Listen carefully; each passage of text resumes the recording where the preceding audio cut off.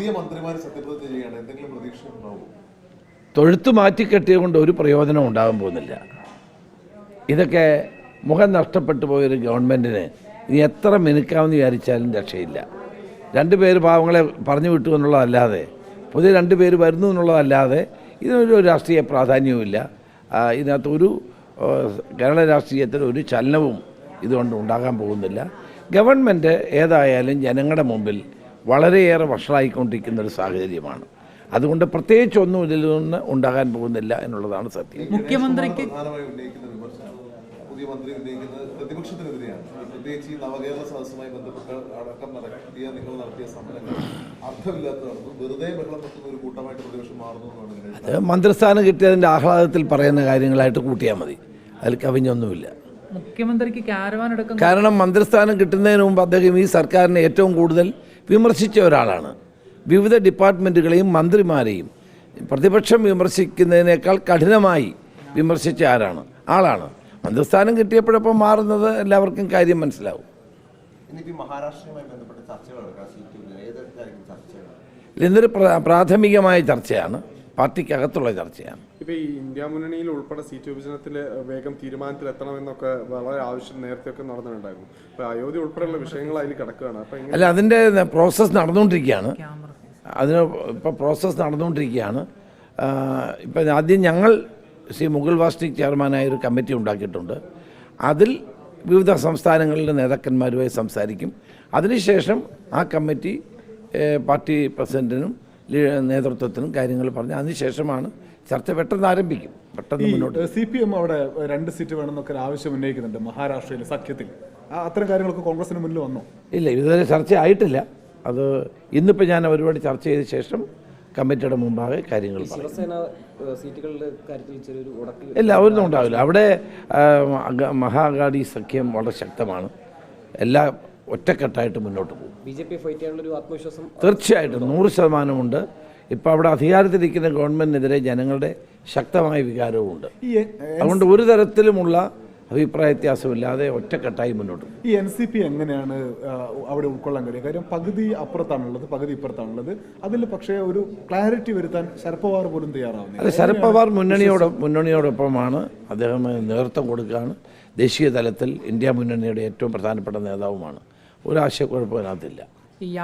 ജനങ്ങൾ അദ്ദേഹത്തിന് കൂടെയാണ്. യാത്ര കഴിയുമ്പോൾ കേരളത്തിൽ മുഖ്യമന്ത്രിക്ക് ഒരു ക്യാരവാനൊക്കെ വരുമെന്ന് ചില റിപ്പോർട്ടുകളൊക്കെ ഉണ്ടായിരുന്നു, ശ്രദ്ധയിൽപ്പെട്ടിരുന്നു. ഇപ്പോഴും അദ്ദേഹം ക്യാരവാനത്താണല്ലോ ജീവിക്കുന്നത്, ജനങ്ങളെ കാണുന്നില്ലല്ലോ. ഈ നവകേരള യാത്രയിൽ തന്നെ അദ്ദേഹം ജനങ്ങളുമായിട്ട് ഒരു സംഭാഷണവും നടത്തിയിട്ടില്ല. ജനങ്ങളെ 1000 അടി അകലത്തിൽ നിന്നുകൊണ്ടാണ് അദ്ദേഹം കണ്ടത്.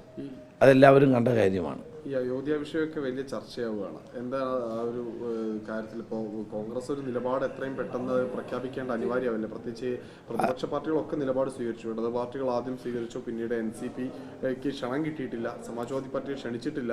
അപ്പോൾ കോൺഗ്രസിൻ്റെ ഒരു പ്രതികരണം വൈകുന്നത് വലിയ പ്രശ്നം. കോൺഗ്രസ് പ്രസിഡന്റ് ശ്രീ മല്ലികാർജ്ജുന ഖാർഗെജിക്കും സോണിയാജിക്കും ക്ഷണം കിട്ടിയിട്ടുണ്ട്. അത് സംബന്ധിച്ച് വൈകാതെ തീരുമാനം എടുക്കുക, സമയമുണ്ടല്ലോ. ഇപ്പോൾ സമസ്തയടക്കം വലിയ എതിർപ്പ് പറയുമ്പോൾ കേരളത്തിൽ അവിടെയായിട്ട് ചില കോൺഗ്രസ് നേതാക്കൾ ഒരു പ്രതികരണങ്ങൾ നടത്തുന്നത് ഈ പറയുന്നത് അല്ല. ഇന്നലെ തന്നെ അങ്ങനെ പരസ്യ പ്രതികരണങ്ങൾ ഇനി ആരും നടത്തരുതെന്ന് പ്രത്യേകം AICC നിർദ്ദേശിച്ചിട്ടുണ്ട്. അതുകൊണ്ട് ഞാനും ഒരു കാര്യത്തിലേക്ക് കടക്കുന്നില്ല. അത് സംബന്ധിച്ച് യുക്തമായ തീരുമാനം AICC വൈകാതെ എടുക്കും. കേരളത്തിലെ നേതാക്കന്മാർക്കാണോ നിർദ്ദേശം കൊടുത്തത്, അല്ലെങ്കിൽ രാജ്യത്താകമാനം? രാജ്യത്താകമാനം. ഇപ്പോൾ ഈ തെരഞ്ഞെടുപ്പ് ഒരുക്കങ്ങളിലേക്ക് പോവുകയാണ്. കേരളത്തിൽ പ്രത്യേകിച്ച് ഇപ്പോൾ KPCC അധ്യക്ഷൻ ചികിത്സയ്ക്ക് പോകുന്ന ഒരു പശ്ചാത്തലമുണ്ട്. അപ്പോൾ ഏതെങ്കിലും തരത്തിലുള്ള ഒരു ചെറിയ കാലത്തേക്കാണെങ്കിൽ പോലും അല്ല, KPCC പ്രസിഡന്റ് 10 ദിവസത്തേക്കാണ് അദ്ദേഹം ഒരു കൺസൾട്ടേഷന് വേണ്ടി പോകുന്നതാണ്. അത് സംബന്ധിച്ച് എന്ത് വേണം, അതിപ്പം മുഖ്യമന്ത്രി 1.5 മാസം പോയപ്പോൾ നിങ്ങൾ ചോദിക്കാത്തൊരു ചോദ്യമാണ്. 10 ദിവസത്തേക്ക് അത് ഒരു ചെക്കപ്പിന് പോകുന്നതാണ്. അത് കവിഞ്ഞ് വേറെ കാര്യമൊന്നുമില്ല.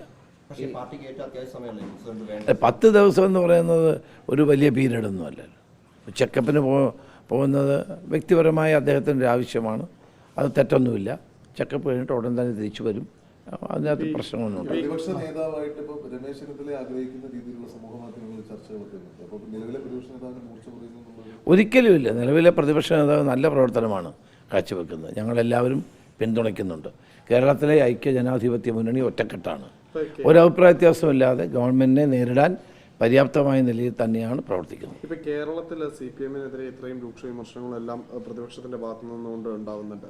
അത് ഈ ഇപ്പോൾ മഹാരാഷ്ട്രയൊക്കെ എന്താ വെച്ച് കഴിഞ്ഞാൽ BJP-യെ പൊതുശത്രുവായി കാണുക അല്ലെങ്കിൽ പൊതു എതിരാളിയായി കാണുന്ന ഒരു സമയത്ത് ഇത്തരം ചർച്ചകളെ അത് ബാധിക്കും എന്നുള്ള ഒരു ആശങ്കയുണ്ട്. ഒരിക്കലുമില്ല. പണ്ടും അത് തന്നെയാണ്. പണ്ട് UPA 1 ഉം 2 ഉണ്ടായിരുന്ന കാലത്തും ദേശീയ തലത്തിൽ BJP-യെ നേരിടാൻ വേണ്ടി ഒരുമിക്കും. പക്ഷേ കേരളത്തിൽ ചരിത്രപരമായി തന്നെ CPM-ഉം കോൺഗ്രസും തമ്മിലുള്ള അഭിപ്രായ വ്യത്യാസങ്ങളും ആശയപരമായ ഭിന്നതകളും പ്രത്യയശാസ്ത്രപരമായ നിലപാടുകളും എന്നും സ്വീകരിച്ചിട്ടുണ്ട്. അത് തന്നെ തുടരും.